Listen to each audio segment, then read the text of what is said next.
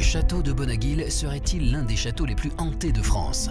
Une légende parlerait d'une mystérieuse dame blanche que l'on apercevrait les soirs de novembre déambulant sur les créneaux du château.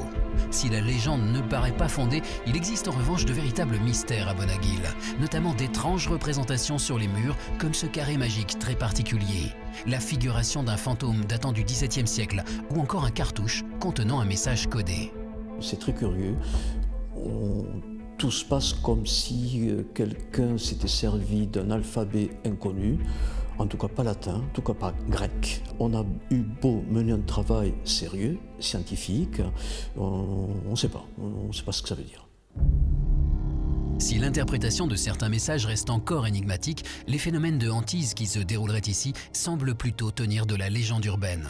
Aucun témoignage historique ne ferait mention d'apparitions fantomatiques à Bonaguil.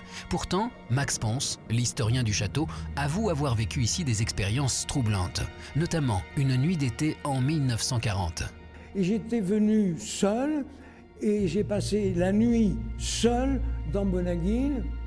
Et là, sans être illuminé moi-même, j'ai quand même reçu la respiration de ces pierres. L'évocation était parfaite. Les bruits, dans la solitude, on est plus en accord avec tout cela et avec ce que l'on peut rechercher justement comme preuve magique. Des ressentis étranges qui seraient partagés par certains visiteurs. Le directeur actuel du château de Bonaguil, bien que très cartésien, avoue que l'ambiance peut devenir étrange, notamment durant la nuit.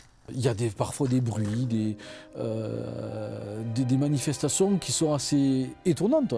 Mais je ne peux pas expliquer ce que c'est. Ça peut être le vol d'une chouette, ça peut être, on ne sait pas des fois, hein, ce qu'on entend, ce que l'on devine.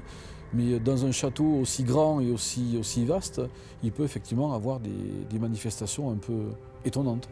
Il me fallait donc passer une nuit au château de Bonaguil, un privilège qui allait peut-être me permettre d'y percevoir quelques phénomènes. Et pour mettre toutes les chances de mon côté, j'avais invité Jérôme Coutarel, un spécialiste en matériel de chasse aux fantômes.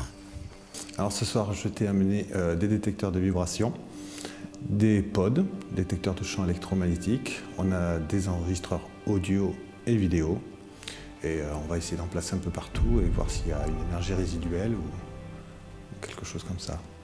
Arriverons-nous à prouver l'existence de phénomènes de hantise à Bonaguil? La nuit allait peut-être nous apporter la réponse.